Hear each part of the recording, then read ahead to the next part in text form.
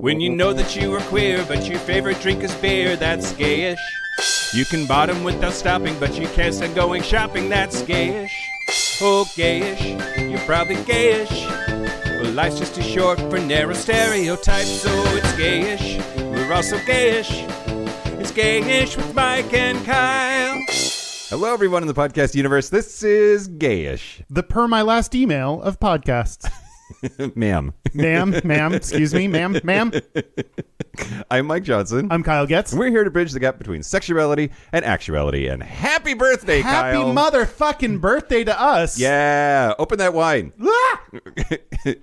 This is a Prosecco Rosé. It combines our specific interests. Exactly. You like Prosecco, I like Rosé. Exactly. This is just like this show, it's a beautiful merging of our two tastes. Happy 6th birthday, Kyle. Happy 6th birthday, Mike. And thanks to Derek for this awesome idea for an episode topic. We're going to talk about 666 Yes. in honor of our 6th birthday. I'm excited and nervous. I have some exciting things to talk to you about. Yeah, same. But first? Yeah. Okay, so we do have 100 words this week. Woo. As you, I'm sure, have heard us say a bajillion times at a certain level of Patreon support, you can send in 100 words, and I will say them. Doesn't matter what they are. This week comes from Hal O'Mara. Here we go. Hi, Gayish team. I have for you exactly 100 words, including these words, Kyle. Don't at me. They've gotten so strategic on the 100 words. I love that. Hello, Canadian listeners. Would you consider signing e-petition E4268? This petition is seeking to extend refugee or asylum status to trans and non-binary individuals from countries passing eliminationist laws, including previously safe Western countries such as the USA and England. You must be a resident of Canada to sign the petition. The petition is open to signatures until May 26th. You can find the petition by Googling Petition E4268 or Canadian Transgender Petition. Thank you in advance for helping to keep our community safe. Did you count the words? No, I didn't count the words. What the fuck? I just wanted to know if it was exact. Thanks, Hal. Thanks, Hal. And y'all use your words for such beautiful, wonderful things, except for that lizard person. Oh, God. I was so tired when I did that, too. I was like in fucking Scotland or somewhere. You brought feeling into it. Yeah, you know. Yeah. I bring my whole ass to work, Kyle. Mm-hmm. I don't half-ass it. I whole ass it. Mm-hmm. Per usual, for our 6th birthday, we have a bunch of exciting announcements to share with you all. Some exciting things are in the air, and we'll definitely get to all of that in a moment. But first, here's the news. Shut your mouth hole, it's time for your ear holes. News.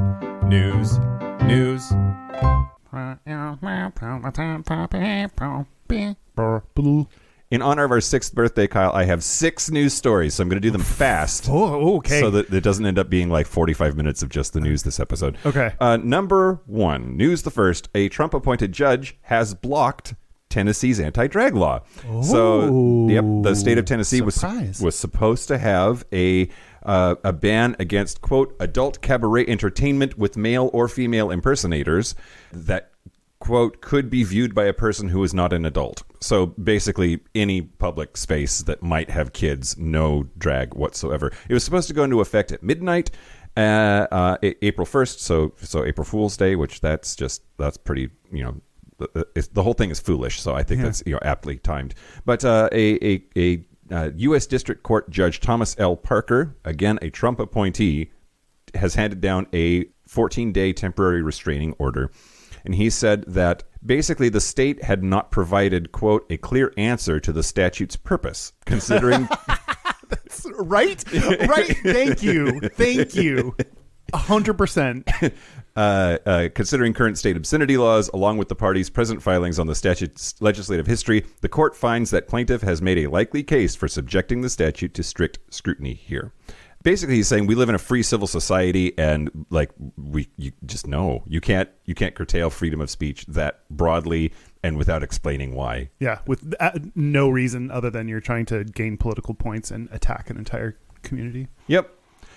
News the second. Great. So on Thursday, a federal judge in Texas eliminated a big component of the Affordable Care Act in that they said it was unconstitutional to force people to pay for insurance that goes against their religion, and that PrEP, because that's about butt sex, is against their religion, so they shouldn't have to pay for insurance that covers PrEP. Fuck off. That's so shitty. Like, you blame gays for AIDS, and then you don't want the thing that will prevent HIV transmission. Like, you're the one creating the thing you're angry about. Yeah. Republicans. Right. Well, and PrEP, in their filing, the plaintiffs said that PrEP violates their freedom of religion because of their Christian faith, but also says that PrEP, quote, encourages homosexual behavior, which, okay, maybe so. It encourages my homosexual behavior. I was going to say, but there's a lot of dudes that have jizzed in my butt thanks to PrEP. Right. Well, and there are other ways to get HIV. Right. It's not just butt sex, you dumbasses. Yeah. Like, there's a lot of different ways to get HIV, and PrEP doesn't make you just like fall on the ground and put your legs in the air. Speak for different strokes.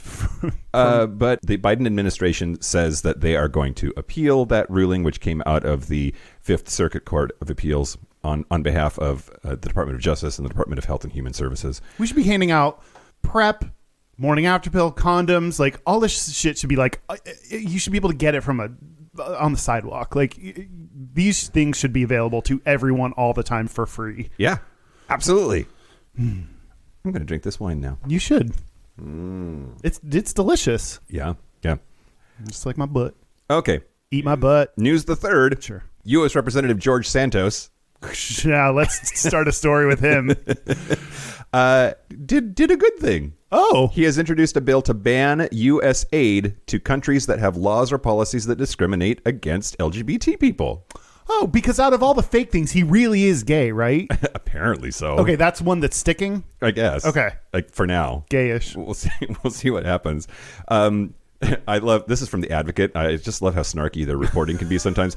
Santos, a gay Republican who has been caught in numerous lies and accused of crimes since being elected last fall, introduced House Resolution 1736, the Equality and Fiscal Accountability Protection Act of 2023.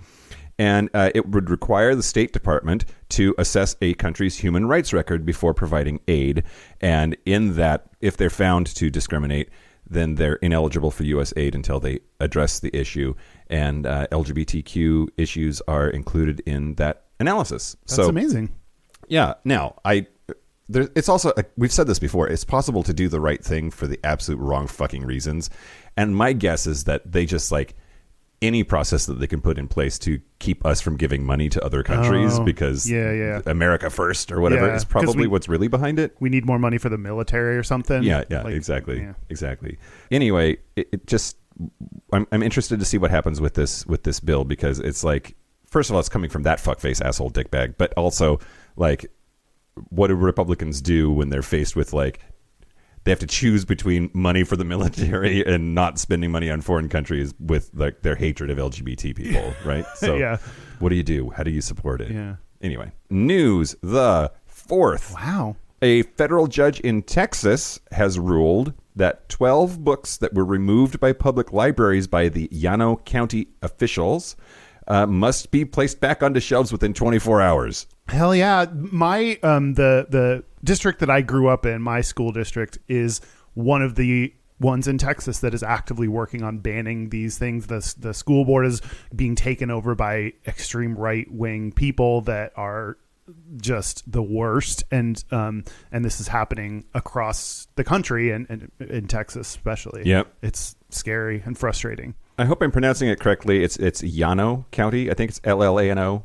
Llano County. That's San Antonio area. And there were these 12 books were all removed from the public libraries because of LGBTQ or race content. Critical race theory is absolutely getting attacked as well. Yep. And which how do you teach the history of America? Like, what do you do? Like, Columbus came and then here we are. Like, the textbook is 2 pages long. Yep. because we have to feel good about America, Kyle. Yeah, we don't yeah. want little Timmy to feel bad about being white and American, I guess. Yeah. I don't know, even though he probably should. Timmy's an asshole, by the way. Fuck Timmy. Yeah. U.S. District Judge Robert Pittman said in his order that the library system is required to put those books in their catalog and cannot remove them for any reason while the case is ongoing. Books ordered to return to the shelves include Cast, The Origins of Our Discontents by Isabel Wilkerson. They Called Themselves the KKK, The Birth of an American Terrorist Group by Susan Campbell Bartoletti. And Being Jazz, My Life as a Transgender Teen by Jazz Jennings. I got my friends that book because they're going to have a baby. That's awesome. Yeah. I went on the banned books list and got 2 kids' books from the list. Oh, that's how it's done, Kyle. I thought I was very happy with that. Now, the defendants argued that the books were not targeted for their content, but that they were just removed as part of their, quote, regular weeding process following existing policies. It just so happens every single one's LGBT or black. Like, that's just coincidence. Right. Yep. Exactly. We're and not targeting anyone. And that's what the judge said. Yeah. Like, he said, that's bullshit. Quote, whether or not the books in fact qualified for weeding under the library's existing policies, there is no real question that the targeted review was directly prompted by complaints from patrons and county officials over the contents of the titles. And that's against the First Amendment, at least according to this person, this judge. And so we'll see what happens. It is such a fucking terrifying, scary time. And like, this is just one more example of like, if you were on the side, when has anybody ever been on the side of banning books that turned out historically to be a good person? Yeah. Right? Yes. Like, absolutely. You were on the wrong side of history, you fuckface dickbags. Yep. Happy birthday! Happy birthday to us! Fuck off! News the 5th. Wow. Former First Minister Nicola Sturgeon, who has been a champion of a lot of LGBT stuff in her reign as the First Minister of Scotland, but she stepped down and allowed Humza Yousaf to become the leader of the Scottish National Party. But she said that part of the reason that she stepped down was that her personal life was being exposed and she wants some privacy, but also she wasn't cool with all of the rumors that she's a lesbian. There's this rumor going around that she was in a secret relationship with a French diplomat and that they were going to buy a house from tennis star Andy Murray's mom, Judy. Bonjour, madame. She said, I've got houses everywhere if you believe social media. But yeah, there's just this weird rumor mill that she's a lesbian, which, I mean, her haircut's kind of lesbian, but I would become a lesbian if I got to have hot sex with a French diplomat. Oh, yeah. But I could also see her just being like quirky mom. Like, she also has like I'm a mom. Yeah, absolutely. Anyway, so yeah, I didn't realize that she had stepped down, but I think that she did some pretty amazing things, especially with this fight over whether Scotland's laws about transitioning would be allowed to stand. There was the big fight set up between the Scottish Parliament and the UK Parliament. You told me about that once. Yeah. Scotland was like, hey, we want to make it easier for people to transition and to change their gender markers on their documents. And then the UK Parliament was like, no, you can't. And we're going to stop it by telling the monarch not to sign it, which isn't a mechanism that's used lightly historically. Yeah. Yeah, when I talked about her, it's like seen as a formality that you just always give the, like, what is it, Queen's royal assent, tipping of the hat. Yeah. Well, now the king, but you know, yeah, she dead because she dead. Happy birthday! Happy birthday! The Queen is dead. Long live Gayish. It turns out that she's not leaving the Scottish Parliament. However, she is going to continue. Just as a new S&P leader and a new First Minister. So she's not going anywhere. She's just taking a little steppy step back. Is she a lesbian? She's not a lesbian. She's married to a dude, and they have I think she has kids even. With them. Not that means anything. I wish I had a better Scottish accent, or I would do my Nicholas Sturgeon. Do it. No, I can't. Sorry, Scotland. You're gonna have to wait. News the 6th for our 6th birthday. I love this story. So last week on Friday, that's the 31st of March, Truck United FC, a soccer football team, took to the field under Captain Arthur Webber. They played against Dulwich Hamlet FC supporters team at Champion Hill Grounds in London, What's special about this, though, is that Truck United is made solely of trans men and trans masculine people. They have a whole soccer team that's just trans dudes and trans masculine folks. And does truck mean something different than I... It's TRUK, and that stands for... acronym. That explains it. Yeah, I don't know what it stands for, though. Don't worry, I'll edit to make it sound like you knew right away. Great. It's Trans Radio UK. Trans Radio UK. Radio, okay. We were on trucks and I got confused. Now radio, I'm confused again. Doesn't matter. We don't need to. That's not the news story. That's adorable. Yeah, Trans Radio is a exactly what it sounds like, a radio media company owned and operated by trans folks, and they started a soccer team, and the soccer team's named after them, so they are Truck Trans Radio UK. Anyway, they lost, but they said, quote, "The score didn't matter at the beginning and it didn't matter at the end. This was not about winning or proving ourselves against a cis team. The real win was always that we walked out onto the pitch, played, we're visible, and we've reclaimed our place in football." That sounds like what a loser would say. Oh God. Yeah. Anyway, I'm just excited that there's, like, I don't know, an outlet, first of all, for that kind of activity, and then I don't know.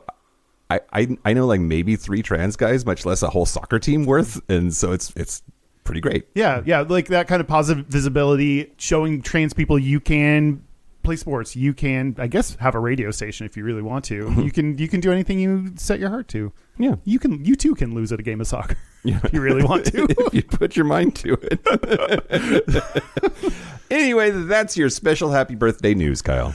Speaking of people whose birthday it also is, thanks to the following Patreon people, I want to thank Sebastian Madison. That's 2 first names. Kyle Lang. Ooh, that's a great first name. Bethany Carr with 2 R's. Carr. And Pip. Pip. I'm sure it's pronounced like that. Pip. Hi, I'm Pip. Thank you to everyone who supports us on Patreon. If you want bonus episodes, content, if you want to make Mike read 100 words, go see all the benefits at patreon.com/Gayish podcast. Do it. Do you want to talk about 666, Kyle? I want to pour myself a little more wine. All right. Do it. I got to hang back and drink while you had to spout through all the news. Oh, and now you're going to do more stuff too, right? Yeah. What are you going to do? Okay, well, first of all, we're going to talk about 666. Yes. I'm going to talk to you about the history of 666. Okay. However, we have something to address. What's that? Email that we got from CFG. Here we go. In the Gayish 320 astrology podcast, when Mike was making fun of the globes and the DVL, he mentioned worshiping the Devil, D-E, capital D-E, capital V-I, capital L, Devil. Was he sarcastic? Sorry for asking. I don't understand human sarcasm much. I'm not certain if I should listen to Gayish then. I don't need EVL in life. Mike, do you worship the devil? Stay tuned, everybody. You have to. That's our cliffhanger. Yeah. Like, we'll see if we either of us. Why? Maybe I worship the devil. Why not? What about me? Did I say I worship the devil? Though? I don't remember that. I don't. You come across as very devil friendly. Really? No, I don't know. I mean, how big's his dick? I don't know. That's true. 10 inches. Exactly. Yep. Yeah. All demons have 10-inch penises on the nose. Yep. Right on the dick. Yep. Okay. No, I do not worship the devil. Oh. CFG. And so you could keep listening to Gayish, but unfortunately I do worship the devil. So, Yep. I don't know how to help you on that one. Maybe he only cares if I. That's true. Yeah. That's true. I'm the goofy one. I can do whatever I want. Before we jump into it, do we want to make an announcement? Why don't we do a segment first, and then we'll do an announcement? Great. Okay. Thanks, Kyle. Yeah. We have some very exciting announcements about us that you will be thrilled to hear. Hang on to your butts. All right, Kyle. What do you know about the number 666? Man, so little. Do you have any fear of it or any associations? Like if somebody invited you to a job interview, and the place of work was going to be 666 Fifth Avenue, which is a real place in New York City that's owned by Jared Kushner, apparently. Wow. Would you work there? Would you have any problems working there? I could see him being the devil. He is. I could see it like he just takes off his like weird banker dude face mask and he's like, I'm the devil. No, I don't. I'm not. It would be something I would notice. Like, you know, you get a receipt back and it costs $6.66 on the day of your flight or whatever. I would notice that, but I'm not going to do anything about it. So I'm not patriotic. That's not the word. I'm not superstitious. I'm not that patriotic either now that I think about it. But no, I'm not superstitious. Are you? Do you care? Do you? I just do not care. Yeah. I just do not care. Is it because it's all lies and doesn't actually mean anything? Yeah, right. And we're going to talk a lot, I think, about, well, superstition and the fact that it's actually sort of racist to presume that your weird associations to numbers are like universal or have any grounding whatsoever. I guess I could talk about this now. Okay. The number 666 actually in Chinese culture is very, very lucky. Huh.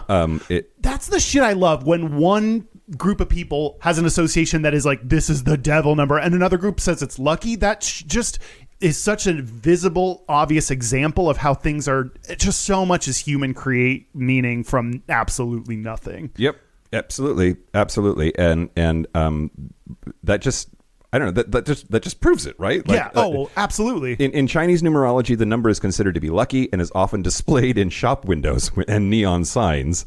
And in China, 666 can mean, quote, everything goes smoothly, because the number 6 has the same pronunciation as the character that means smooth. So smooth is 666, and they like use that all the time. And also, like, that's so interesting. Just our weird associations, like it you'd think there's this big complex and it's like, this sounds like this. Yeah. And that's how humans make associations. Yep. Like, isn't like, we're just so like basic and easy to understand. Like, this sounds like this. Here we go. Totally right. Totally right. So the 666 in Western culture, in Western Christian culture, 666 is just because of the devil. And I said devil, but I meant Bible. Am I worshiping the devil right now? Are we? By doing this episode, is this a form of devil worship? The devil probably gets off on people talking about him. Beelzebub. Yeah. Okay. What? I don't know. I'm going to start speaking in tongues. The devil just spoke through you. Now, maybe I am superstitious. I'm nervous. 666 is in the Bible. It is in the book of Revelations. First shows up in chapter 13, verse 18. And it is known as the number of the beast. So in most translations of the Bible, the number of the beast is 666 and is referenced in this verse. So, and that no man might buy or sell, save he that had the mark, or the name of the beast, or the number of his name. Here is wisdom. Let him that hath understanding count the number of the beast, for it is the number of a man, and his number is 666. So, do you know what eschatology is? Is it the study of snails? Yes. Yes. No, I don't know. Escargotology. Yes. No, I don't know. Eschatology is the study of the end of the world, especially as it pertains to like prophecies and religious, the religious end of the world. Right. And then the book of Revelation is that. But this is what when I was a kid, I didn't go to church. All my friends did. Everyone around me was a Christian. And when I was at I remember one of my earliest sleepovers, my friends would be like, have you heard about the end of the world? Like, they were talking about Bible stuff. They're like, it's really scary. Like, they were scared. Like, this shit, when as adults and as someone who's atheist, I can now kind of like laugh about it or joke about it. Like, this scares the shit out of kids. I remember hearing that the end of the world was going to come and is going to be fire and torture and all this shit, and then they were scared of it. So this is not just these are fun make-believe stories that people tell each other. These terrify children. Absolutely. Yeah, that's what they're intended to do, right? Like, you better fucking straighten up. Keep your shit together. Yeah. It's like I don't know, it's like kids and Santa in December, right? Like that's when they start behaving, because he's coming soon. Yep. Which the idea of Santa is terrifying, right? Like, he breaks into your house at night, eats your shit, leave some gifts. Like, yeah, you have to leave cookies, or else he's gonna not like you. He may just leave you a package of coal. That's like some crazy ex-boyfriend shit. Yeah. Okay. 666. You're right. Oh, What is? Oh, I got interested in eschatology as a kid because of the Prince song 7. Oh, I don't know this. I think he was a symbol at that point. So it was the artist formerly known as Prince. Oh, I remember that. And he put out the song 7. I don't know it. Oh, 7, and we'll watch them fall. You know this song? Nope. Okay, it's great. Okay. And it is filled with like Book of Revelation stuff. Like it talks about the 7 seals and the horsemen of the apocalypse, and like it covers a whole bunch of shit.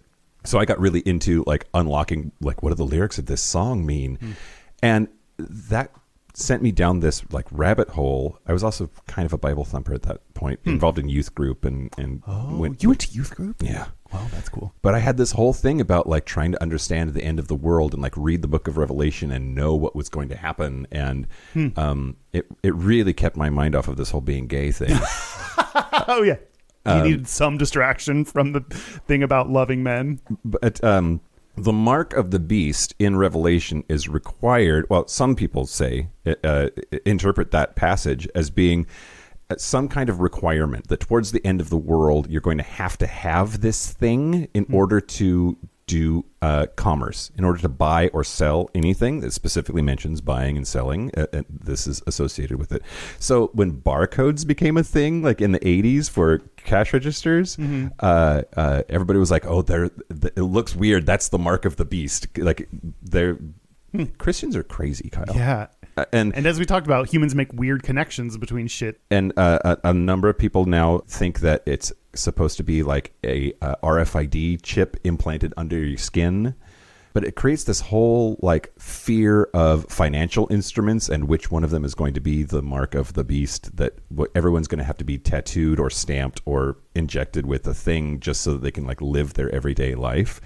It's really odd. But it's also, and we'll talk about this a lot more later in a future segment, it's supposed to be someone's name, and that like if you know what you're doing, you can figure out who the Antichrist is, because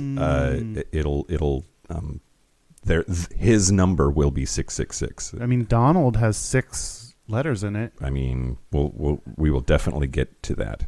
Trump's has 6 letters too. Donald Trump's. Yeah. You know, the president. Donald Trump's. Oh God, Kyle. What else did I want to tell you about this before we move on? Apparently, Nancy and Ronald Reagan, they had their address was 666 St. Cloud Road, and they had it changed. Like 665.5 or something. 668. 668. I like the idea of like one of them got up with like a Sharpie, or just like drew an extra little thing attached to the 6 and's like, this is an 8 now. Lots of places that have changed the address from 666 to something else. There was a Route 666 in New Mexico, and they changed that to U.S. Route 491. Well, wow, they kind of went all over. Yeah, a New Mexico spokesperson said, quote, "The devil's out of here, and we say goodbye and good riddance." Like, we showed him. Oh, got him. The devil can't access this road no more. Lots of people are actually afraid of the number. It's got to be a trauma response to like what you're talking about. Like, we scare the shit out of little kids with all this fucked up messaging. And anyway, the fear of the number 666 is called a hexaconta hexaphobia.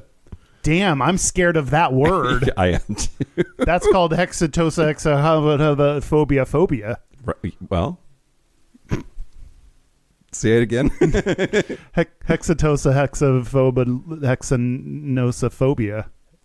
Hexaphobia. You called me a bad name in there. So I think you insulted me somewhere in that process, and I can't pick it up because 666.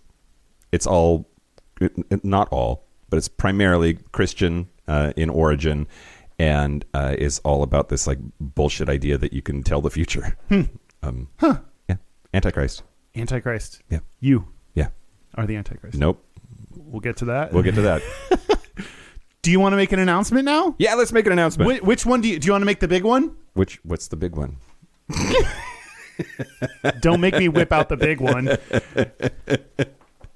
Sure. In honor of our 6th birthday, everyone, we are announcing here. Hey, listen up. Hey, shut the fuck up. Put down your dishes. Pull over on the side of the road. Wake up. Yep. You're falling asleep. Wake up. Yep. Wake up. What's that song? Grab a brush, put a little makeup. How's it going with a shake up? Yeah. Now we You wanted to. Why'd you leave the keys above the table? You wanted to. Here we go. Create another table. You wanted to. I'm impressed, Kyle. I used to know all of the words to that song. I loved that album. You should do that for karaoke. Oh, that'd be so good. I'm going to practice right now. No, shut up. Oh. Okay. In honor of our 6th birthday, we are announcing a 6-city tour for 2023, and I'm so fucking excited, Kyle. It's going to be so exciting. We're going to cities we haven't been to, and here they are. Yep. Here are the dates. I will be announcing venues and whatnot later on. Sunday, June the 4th, we will be in New York City. Friday, June 23rd, we'll be in Seattle for Seattle Pride. Saturday, July 29th, we will be in Chicago, Illinois. Sunday, August 20th, in San Francisco, California. Sunday, September 10th, in Los Angeles. And then Saturday, October the 15th, we will be in Houston, Texas, ending in Kyle's backyard. That's where I grew up. We would love for you to come to this, please. And a couple of things. New York City tickets are on sale now, which you can find by going to gayishpodcast.com/live. Yep. All the dates and cities will be on there. But yes, we will have a link on that page in order to buy tickets. And we're going to do a pre-sale. Mm-hmm. So buy them now. They will be discounted tickets now. And then soon the price is going to go up. So get them now. Yep. New York City is on sale. And now they are... tickets are $24, but that's going to include a drink ticket. So come enjoy some booze with us. You were going to spend $24 on a glass of alcohol anyway. In Manhattan, absolutely. Yeah. And all of the other dates, the tickets will go on sale May 1st. So if you're a Patreon member, check out Patreon. We're going to post a discount link. You can either get a discount by buying the pre-sale tickets, which for New York is up now, or if you're a Patreon member, it's not just pre-sale. Anytime you can get discount by just being a Patreon member. Yeah, all Patreon supporters are gonna get a discount. So check Patreon, half off, 50% off. So check patreon.com for your code to use at checkout. I'm very excited about the tour. I also want I don't know. I never know what people think about how big or small or whatever we are. We did a tour a few cities last year. We're doing a few more this year. We're still kind of testing the waters to see if we want to do these and if people want these. So please, if you're in the area and you're debating, please come see us. Please buy a ticket.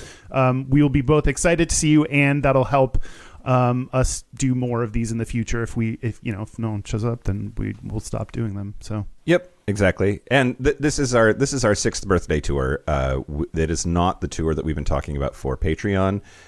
We still haven't quite hit our financial goals to do a full-on tour, hopefully next year. Yeah. So if you want to help us get there, join Patreon so that we can do the full meal deal next year. More cities, and we've been talking about doing kind of a big, at the end of when we hit that goal, do a big kind of celebration at the end, weekend, have everyone come to some city.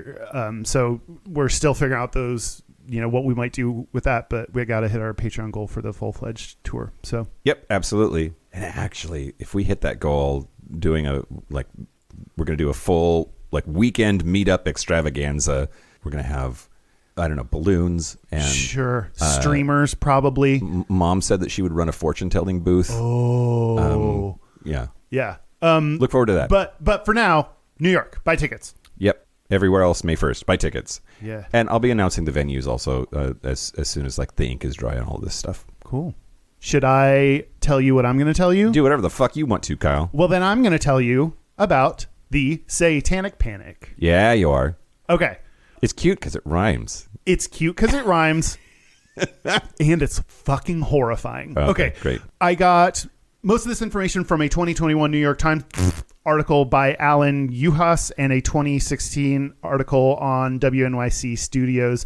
And I'm going to talk both about D&D and the Satanic Panic. They're like parallel, but oftentimes places separate them into two different, like they talk about one or the other, but I'm just going to talk about both of them. So yeah. Can you imagine how much quicker shit would have gotten out of hand if the internet had been a thing then? Oh my God. Right? Like the whole country was like losing their fucking minds, and they didn't even have like cell phones yet. Like, what do you either know or remember about like this all took place during the 80s? Like, I remember the bus driver on my school bus, because my ride to school was like almost an hour every day because I lived in the country. And there were certain radio stations that the bus driver wouldn't let us listen to because they were devil music. And I remember a new radio station came on board. I'm trying to remember what the context was. I was very young. I was like, I don't know, 6, 7, 8 years old, something like that. And somebody actually said, Cliff, our bus driver's name was Cliff. Cliff, can you turn it to 99.4, whatever the fucking station was? It's not devil music, I promise. And like at that time, he was like legit concerned.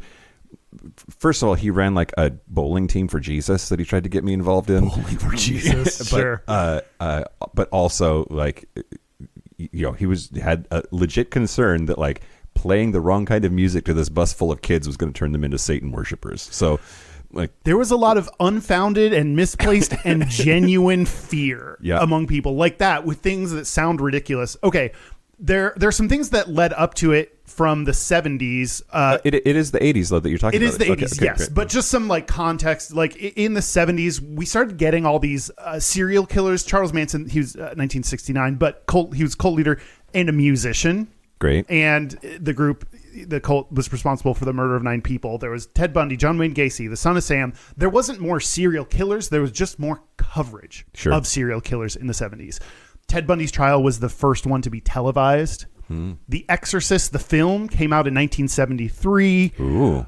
So there are these things. Did you see The Exorcist? I did. I saw it like as an adult with my dad, and we like decided to. My dad was just like, "We should see this," and it was kind of laughable. Yeah. Now that I'm like looking back on it. Yeah, I'm sure it was terrifying at the time. Like, you know, special effects are way better now, and the pacing of movies from the 70s is always so weird to me. Like, things take a lot longer. They do a lot more like long shots of not interesting things to create tension or something. I don't know. Anyway.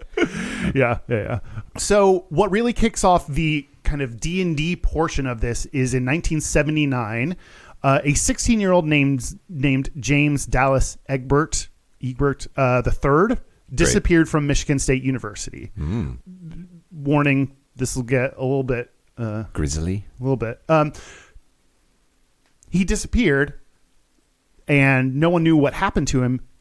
Turns out he tried to kill himself, but didn't.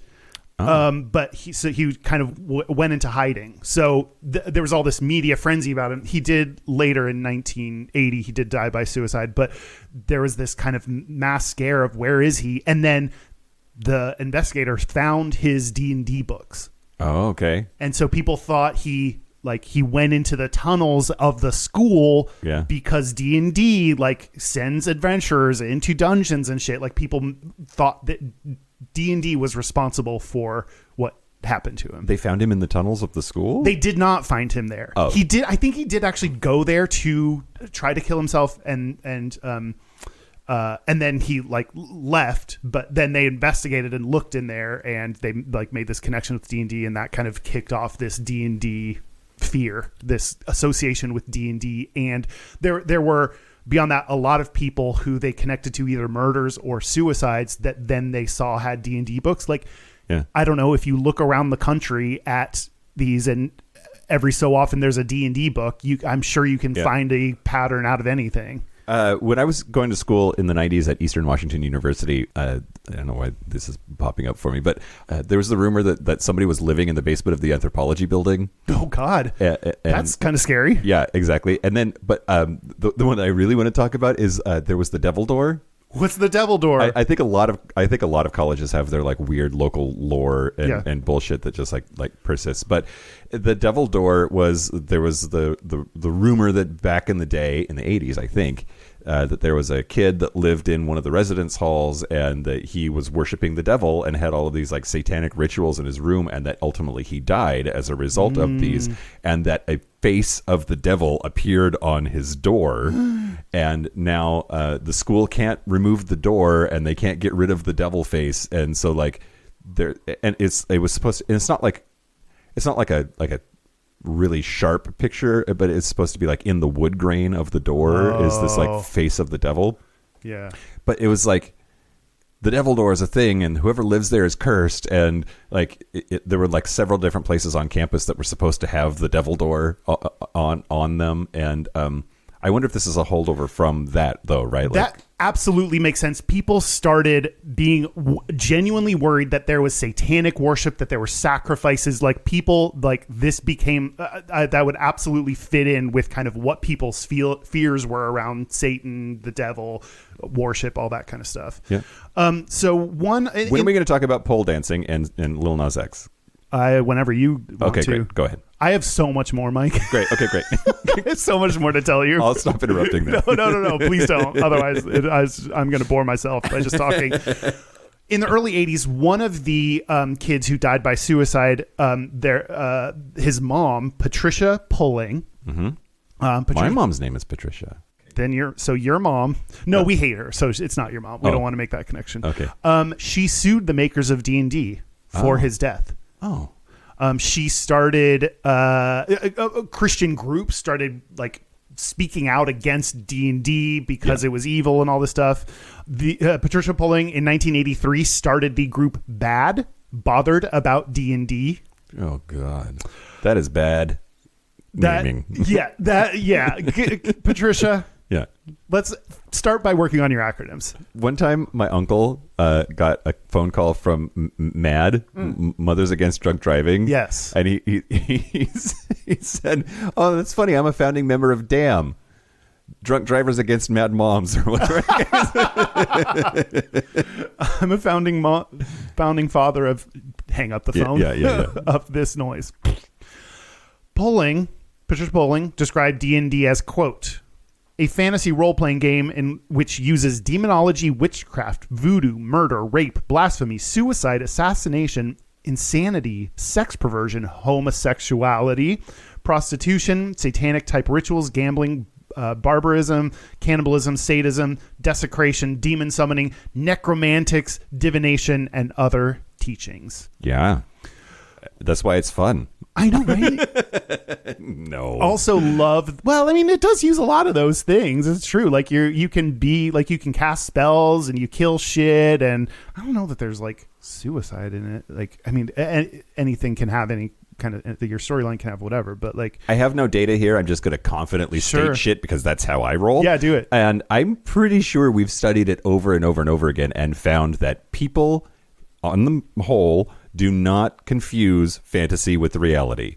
Video games don't make kids more violent. Cartoons don't make kids more violent. D&D doesn't make people actually go into the tunnels of their school or worship the devil or cast spells. Yeah. Like, normal, healthy human beings are just fine at separating fantasy from reality. Stop policing your kids' fantasy life. Yeah. And if anything, it gives them this kind of power and agency and control in a fun world that you get to be the hero of an adventure. And, you know, regardless of what else is going on in life, you actually get to lead this adventure and be the hero of your own, like, have the starring role in this thing. Yep. It's probably actually a benefit. It probably actually gives them more confidence. Yep, absolutely. And what do you expect from, like, well, oh God. What do you expect from religion? Right? Like religion is all about the supernatural and the belief that there are dark evil forces that have their hands in our day-to-day lives. And, like, of course you're afraid of shit like that if, like, that's your worldview. Yeah. Yeah, for sure. It's none of it's real. None of it's real. Okay. So that's the D&D side of this happening in the 80s, and that early 80s was when bad started. Also, other contexts of the 80s, due to the women's rights movement, more women were going to work, and that meant more. We got to put a stop to that. Conservatives were, and the religious right were ascendant, is what I wrote.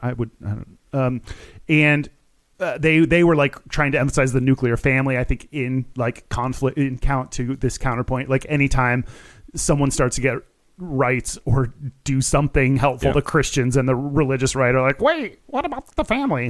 Which we're seeing now. But because moms had to now go to work as well, that led to more daycares, and people started to feel guilty about sending their kids to daycares. Also, at the same time, we started realizing and accepting that child sexual abuse was real. Like there was this kind of public reckoning and understanding that this was a real thing that was really happening. People had like denied it and didn't want to believe that this kind of thing happened. And we as a society were just finally accepting that it is true. And so these things came together to mean that people started blaming and attacking these daycare centers and saying that they were molesting children, basically. The biggest one, what? Meanwhile, churches were. The churches are actually doing this shit. Exactly. We care about the family. We're the religious right. We're worried about children getting molested. Molest children like themselves. So the biggest one happened in 1980. Happy birthday. Happy birthday to us. Devil worship. 1983, the same year that bad started, a woman accused an employee at the McMartin preschool of abusing her child. Okay. As a result of this, the preschool sent out a letter to hundreds of students and said, this person, one of the employees, Randy something, got arrested for abusing your child. Ask your children if they were abused at this preschool. Oh my God. They had someone, oh my God. Not a police. They had someone come in and interview children. Someone that didn't get had a welder's certificate, did not get a degree. Sure. Okay. Interview hundreds and hundreds of kids, asking them. And at the time, we did not know how to interview kids. So she would keep asking them. I listened to an episode of My Favorite Murder about this. And she said that like some of the things this woman said when interviewing kids is, are you stupid or do you know that this happened? Oh my God. Oh my God. Or they would ask and probably stupid. But you're probably stupid. You're a dumbass little kid. And we were wrestling with like, you're a dumbass little kid, but believe children because abuse is real. So then people were now believing everything they said. Yeah. And you could make kids say whatever. A lot of the kids like later would say that I knew that I wasn't leaving this interview room until I said it happened. Yeah. This led to claims of not only abuse, but children claimed that some of the teachers physically flew around the air. Sure. That there was a tunnel of pipes underneath that sent investigators to like, are there pipes under this school that lead to a different place? No, there's not. Yeah. There's no basement to that pizza place either. Right? Yes. This is so similar to that. People just created this. They claimed that there were they sacrificed animals, which if that's the case, there's blood. There's fucking tons of blood and evidence. Yeah. None of this is substantiated. Still, we spent $15 million prosecuting 6 people. Originally it was 6 people. After a week they dropped oh no. Kyle, did you ever read The Crucible? I feel like I did in school and then promptly forgot it. Just about the Salem witch trials and how just like absolutely hysterical people can get, and how people feel compelled to like give evidence because then that means that like it's off of them. Yep. Right. Like, like yeah. I won't get accused if I do all the accusing. So here we go. Right. Like, yes. It's the Donald Trump story. Yeah. The Donald Trump story. Happy indictment week. Oh my God. We didn't. Yeah. What a joyous day for all of us. Prosecutors originally charged 7 employees with more than 100 counts of child molestation. A week later, they dropped Sure. They dropped the charges against 5 of them, saying they didn't have the evidence. Sure. Like, that's not enough. A week later, you knew. Yeah. Yep. But the trial went on. I mentioned that 1983 was when she first accused. The trial went until 1990. Jesus fuck. Why does shit take so long? There were never any charges filed against. Like it was either mistrial or charges were dropped. Like there were never any charges. No one was ever found guilty as a result of this. Yep. If that shit fell apart real quick, I should have done a better job of welding. Stick to fucking welding.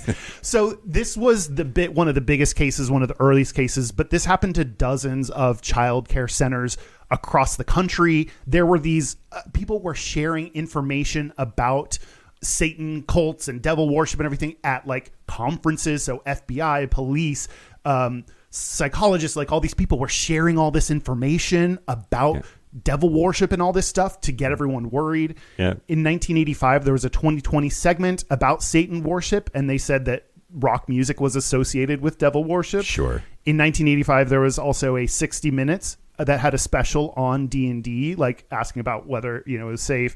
1988, NBC had a special hosted by Geraldo Rivera. As a result of this, this big panic in the 80s, 200 people were charged with crimes, and dozens of people were mostly falsely convicted of some of these crimes. Wow. So it is this wild, I think, combination of we were wrestling with child abuse. We swung too far in believing children, didn't know the proper techniques to believe and understand children who talked about abuse.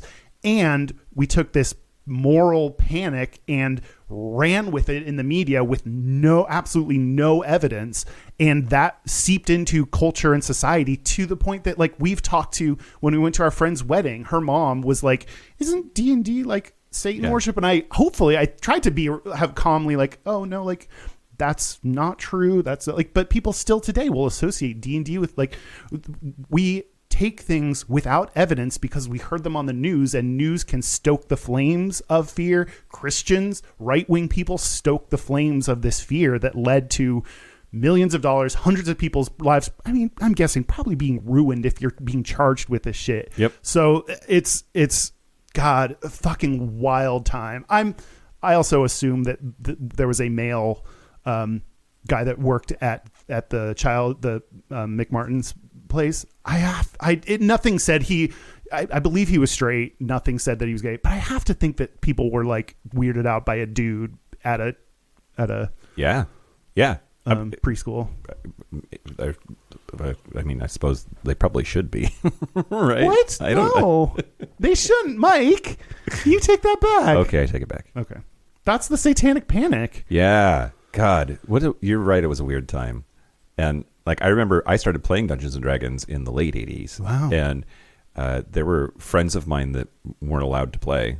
Yeah. Because Satan. Yeah. Especially like in high school, like 92, 93. One of my very best friends, his dad was our youth group leader and was just like, no, you can play other role-playing games that don't have spells. That was the... that one got such a bad rap. Yeah. But also kind of helped increase their sales. Like, it was this weird kind of... Yeah, it's counterculture then, right? Like, yeah. And more people know about it. Like, if your parents say, don't play this game, what's the first thing you want to do as a kid? Yeah, absolutely. Yeah. Did you ever do the Bloody Mary thing of like...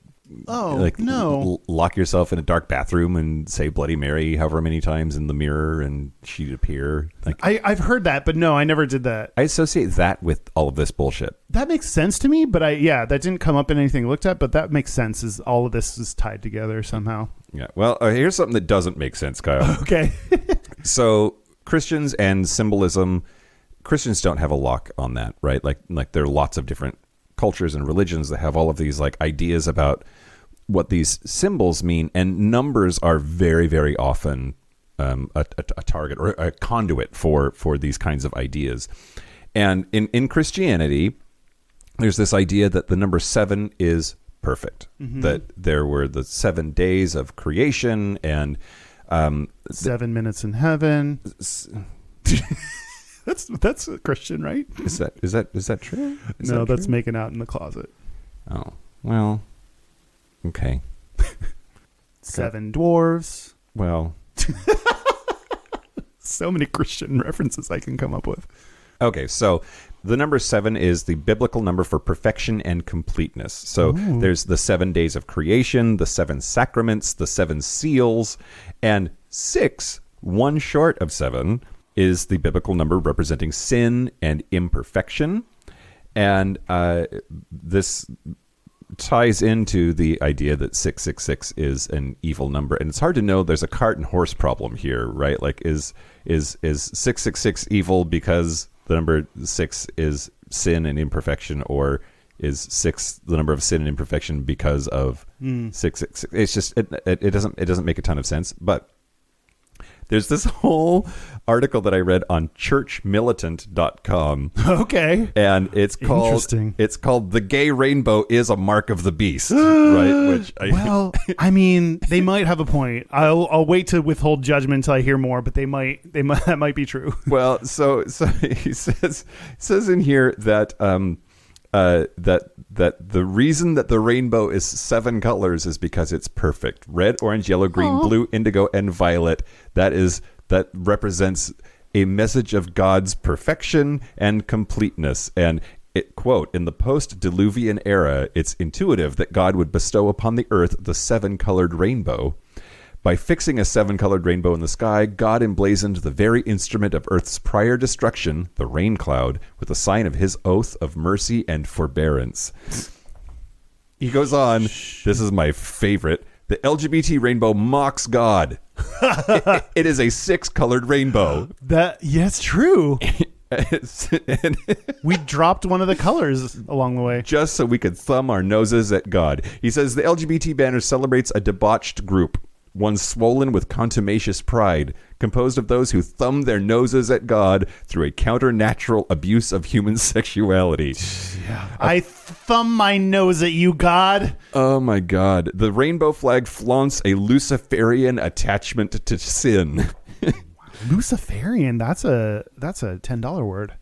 Yeah, a commitment to remain fixed in it. It represents an allegiance to the privations of the creature rather than to the plenitude of the creator. This is someone that is just using big words to sound like they know what they're talking about. This is someone that is like, when I took the SAT or like the STAR test back in Texas, or TAS back then, our teachers would tell us one big word before we sat down, and they were like, everyone use this one big word in your writing and it's going to make your essay sound even better. Right before we sat down, just taught us one word. And it sounds like some teacher, that's a weird teaching technique, but that sounds like someone just like looked up a bunch of big words and was like, yes, the plenitude of survivorship of the Luciferian dream or something like. Yeah. That doesn't help. Congrats. You have a Bible and a thesaurus. I'm very proud of you. Yeah. You dickbag. Yeah. So he goes on and talks about, first of all, have you seen a fucking rainbow? Like a real, actual, in-the-sky rainbow? It does not have 7 distinct colors. That is not how rainbows work. No, there's lines in between each one so you can distinctly count. Yeah. It's just not... It's every color is in the rainbow. There's not... So there is no 7-colored rainbow, much less a 6-colored rainbow. Do rainbows have infinity colors? Yes. Huh. Never thought about that. Yes. Yes.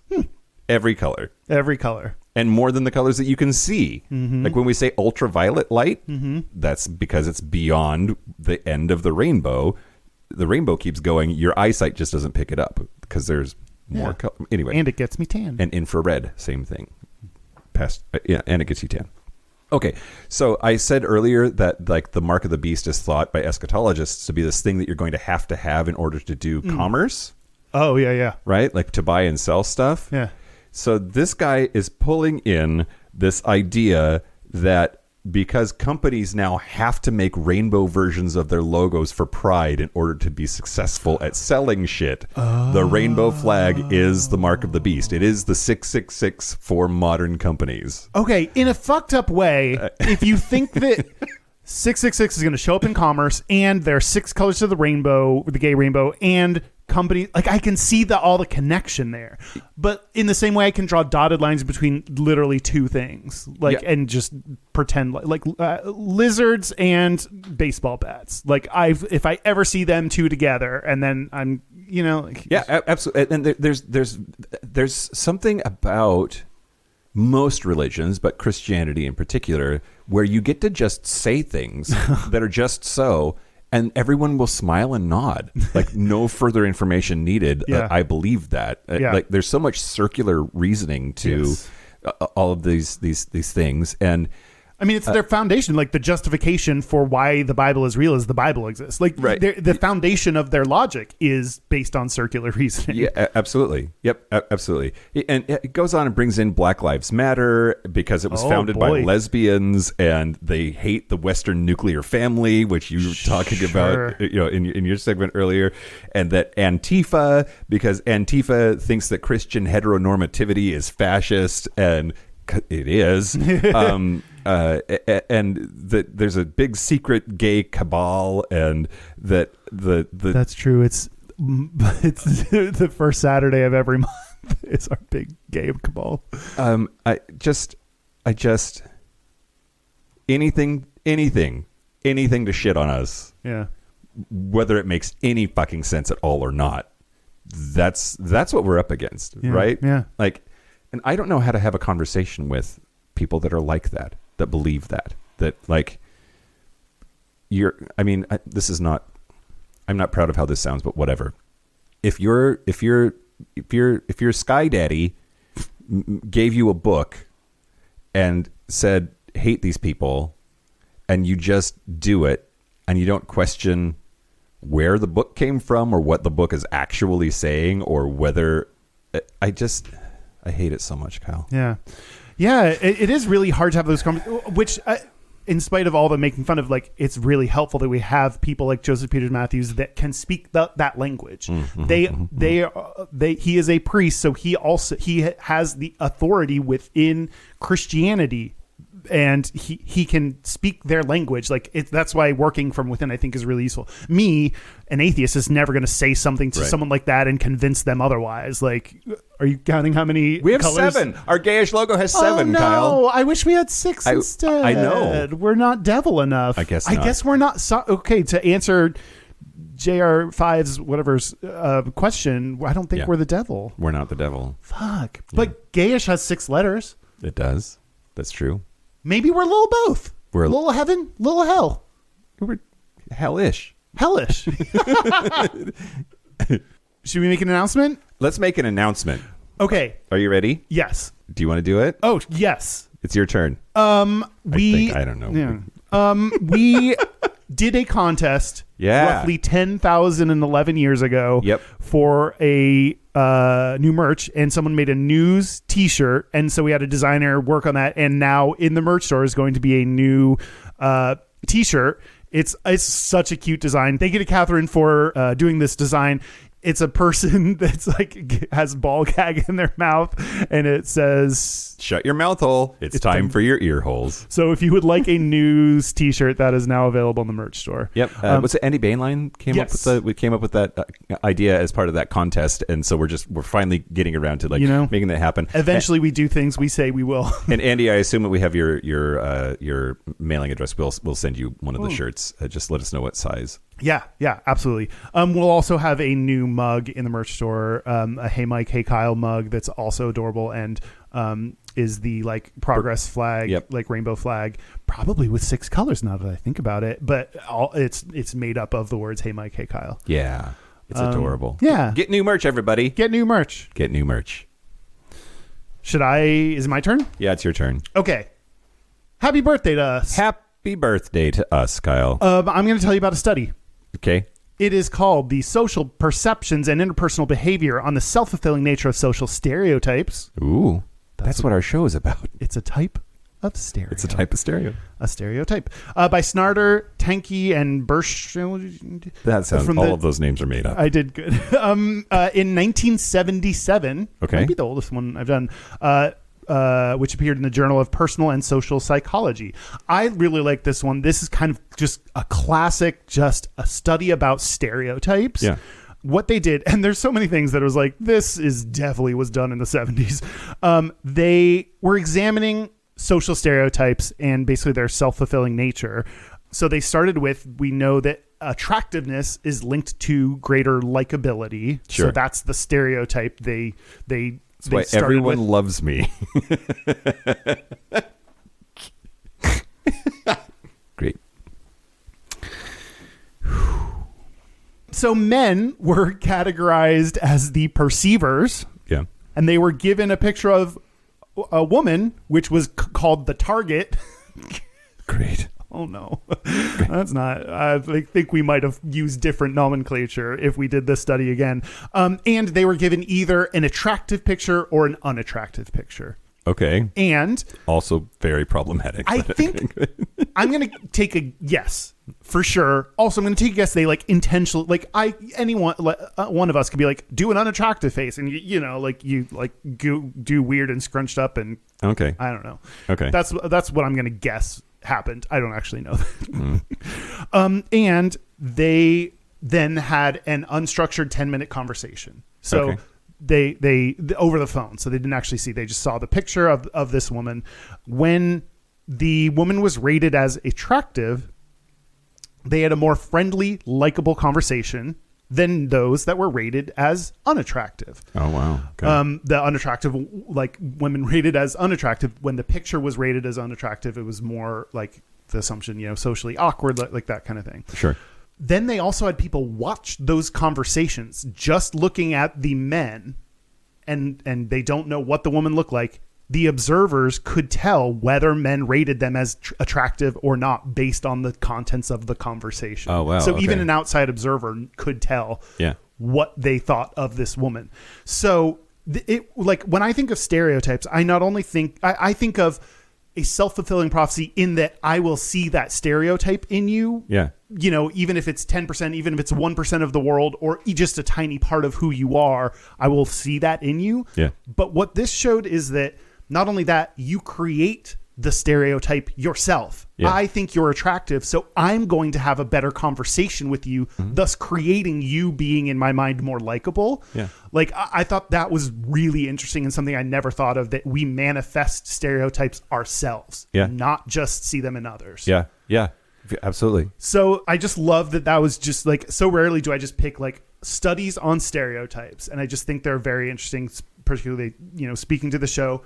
For our 6th birthday, I thought it was a good one. And also, in the Journal of Personal and Social Psychology, this appeared on pages 656 and 666. Yeah, 666.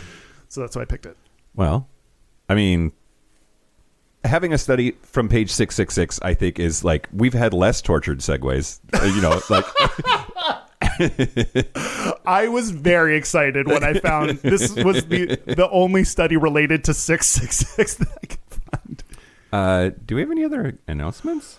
One last thing just to mention, I mentioned it on a previous episode, but just so y'all know, part of the Patreon funds that we get help fund doing transcripts for each of our episodes. That was something that actually on the survey, more than I expected, people said that they would be either likely or very likely to use transcripts if they were available. So that was a decent chunk.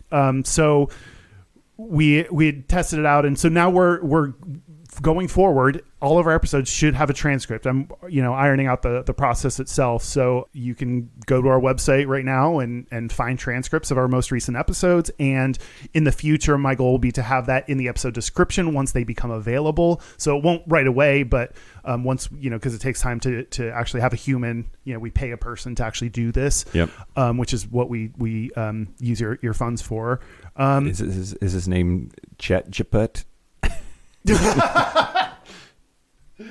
They are a real human person, I believe. Yeah. That'd be funny if they just turned around and then sent it in. It was here you go, dumbasses paying me money to do this. But no, so thank you. I think that both helps us in the marketing and promotion of having more content on our website. But I think the bigger thing is having that be making our website or making our show a little bit more accessible for everyone. So we appreciate the Patreon funds that help us do cool things like that. Yeah, and the tour. That's the only we could not do a tour without Patreon funds to help fund that. So yeah. It turns out Alaska Airlines wants money to send us places.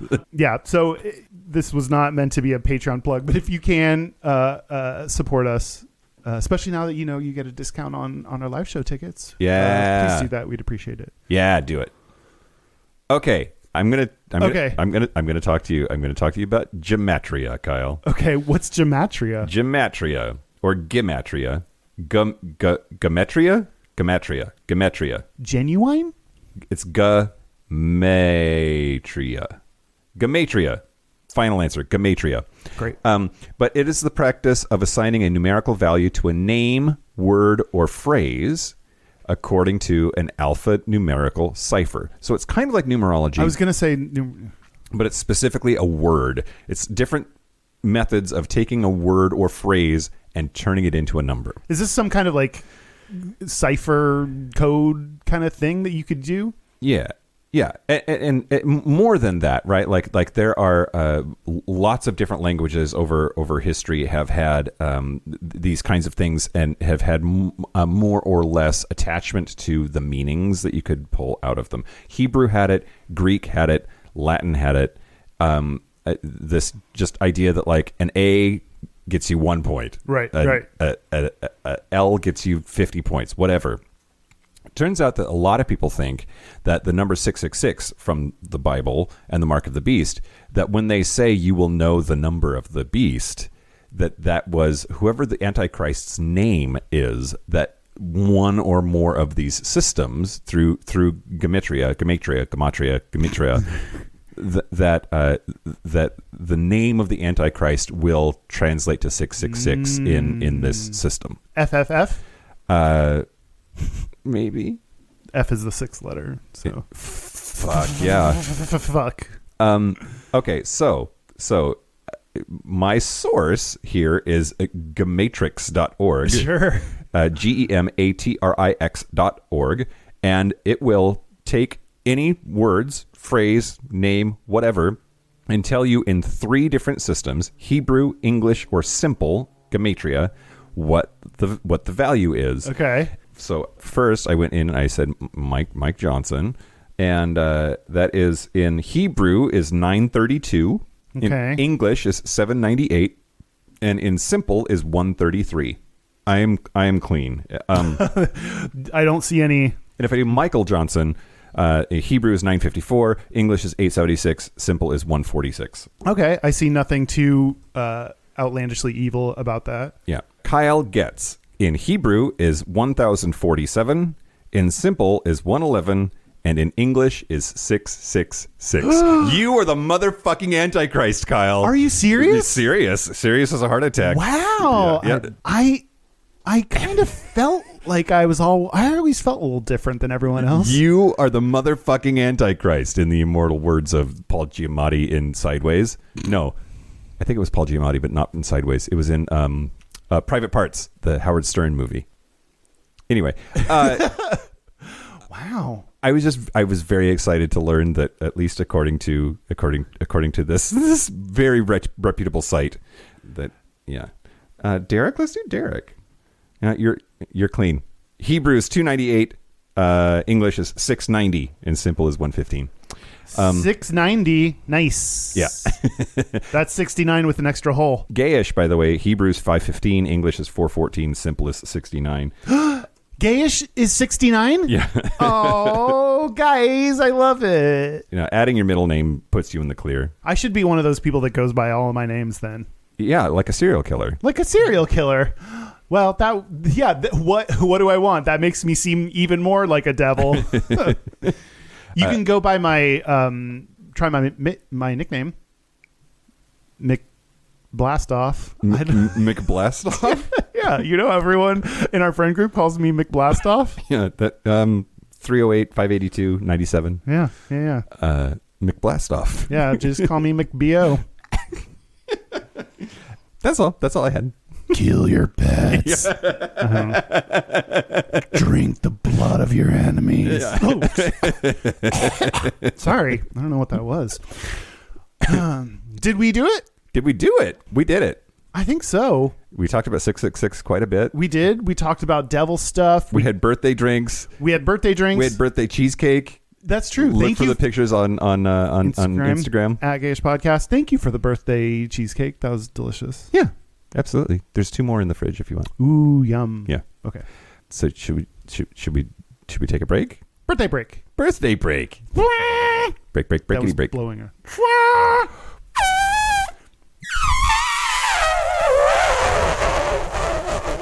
Great. Break. This is the part where Mike and Kyle take a break. Are we back? We're back. We're back. Happy birthday, Kyle. Happy birthday. We are going to do our Gayest and Straightest. We're going to do our Gayest and Straightest, but first, local gay bar review. Ooh. Yeah, this time I'm going to talk about The Mix with 2 X's. Mix in San Francisco, California. I was there in the fall, and it's interesting because when you first come into it, you're like, oh, this is kind of like a small, like cozy spot. But then you keep going, and then you keep going. There's like this big outdoor like patio part in the rear of it, which was outdoors, so it was kind of cold, but they still did the heater things. And but really, what The Mix should be known for is my newfound love for Topo Chico. That's where I first encountered the Topo Chico, of which you fed me many last night. Yes, you're welcome. Yeah, exactly.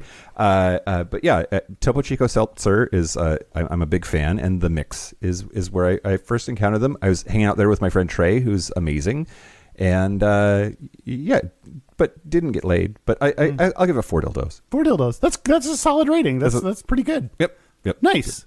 Now, our website is gayishpodcast.com. You can find our communities on Discord, Facebook groups, or Spaces are our biggest ones. You can find those. Usually we're at Gayish Podcast, or go to gayishpodcast.com/contact to figure out all the places you can find us and hang out with listeners. Yep. Our hotline, you can send us text messages or leave us voicemails, is 5855-GAYISH. That's 585-542-9474. Standard rate supply. Our email is gayishpodcast@gmail.com. And our physical mailing address is Post Office Box 19882, Seattle, Washington, 98109. And I'm sorry I asked for gifts so many times that nobody sent us anything.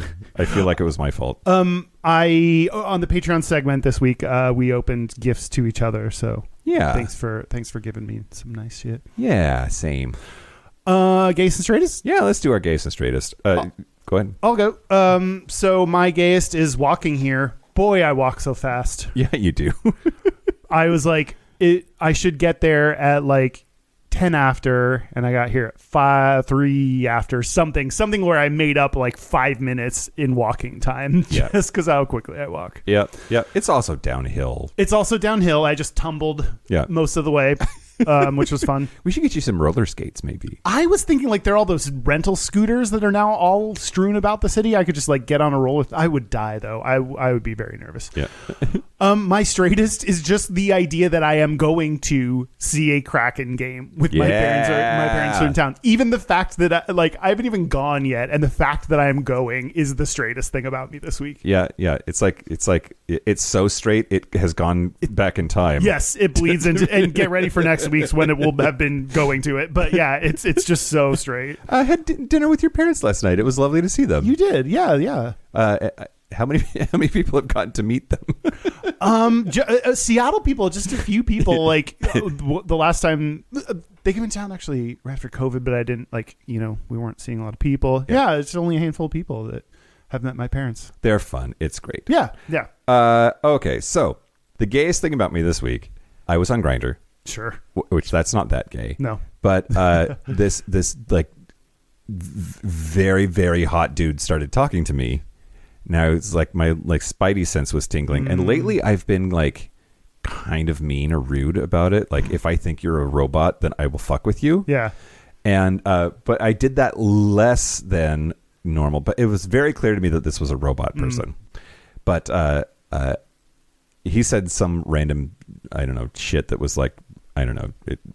There's some phrases that you just like, you're sure that that's a robot then. Like one thing they always start talking about, like, I'm in love with you, like very quick. Yeah. Or they'll say, am Kyle here and you? Like that's not how words work. But anyway, I said, you sound kind of like a bot, to which its reply was, I hope you and your family die in a car accident.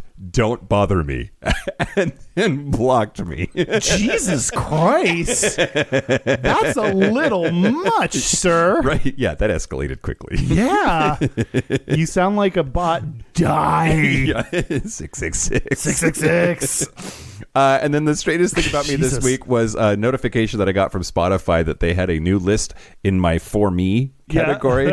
And the first 4 songs on it were Ed Sheeran. Why is Ed, he has universal why is he so straight? I don't but he is. That's hilarious. Okay, so the magic that is Discord. Our Discord server is amazing. It's a big, beautiful community. We've got like over 1,500 people in there. And I said today, everyone, we're about to record our 6th birthday show. I'd love to have some good listeners, Gayest and Straightest, to read.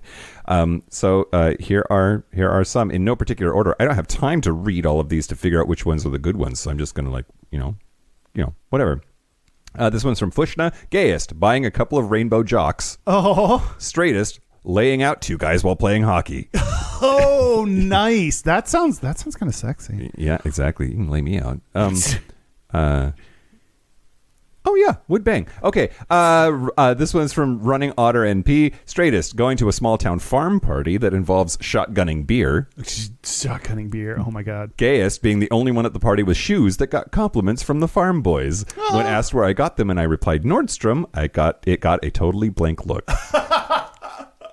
Shoe game on point. Yeah, Soup's gay. Shoe game on point. KR900 Straightest, working timing and scoring at a 24 hours of lemons auto race.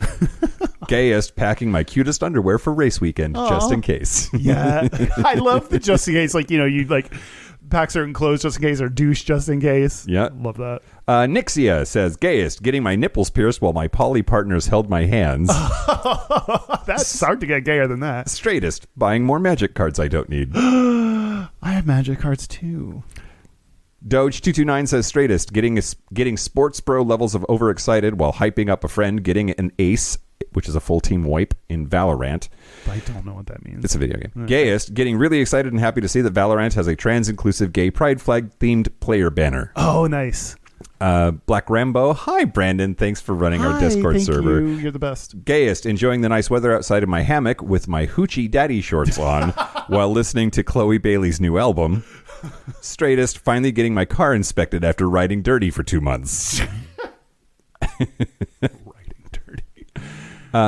Maybe I can do all of these. I don't know. Josh says, hey girl, hey, we play WoW together. It's great. Straightest, hi. stepping in to cook burgers at work when we are short-staffed. Gayest, the squee and utter joy I expressed out loud in a backstage area after finding out a friend was scheduled to train in a new role. I did not care who heard.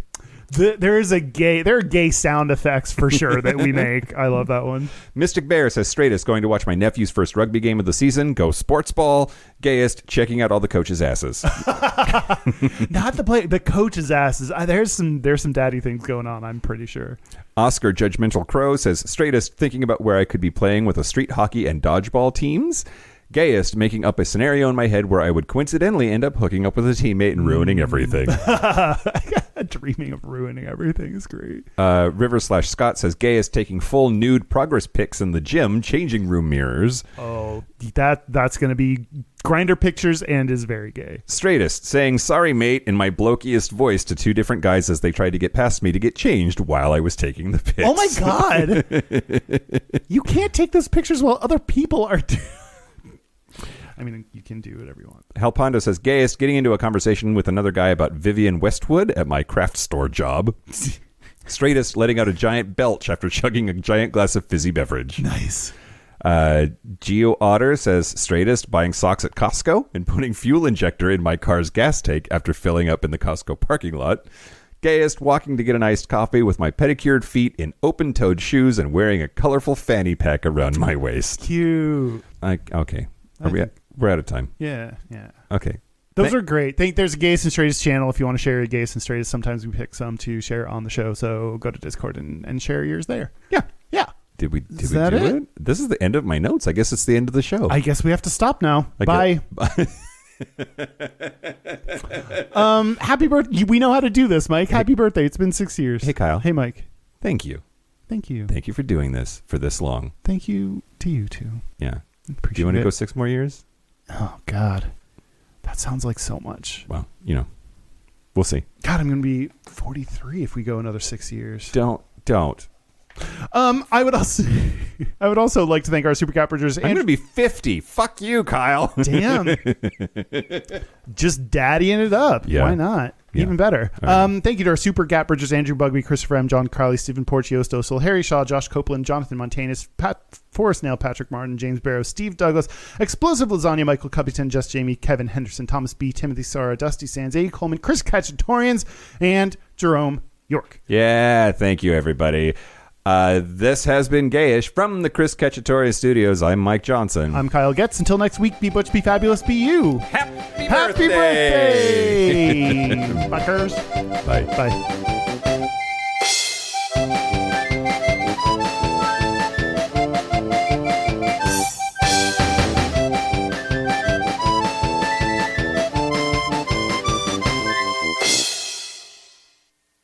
Hello, airplane.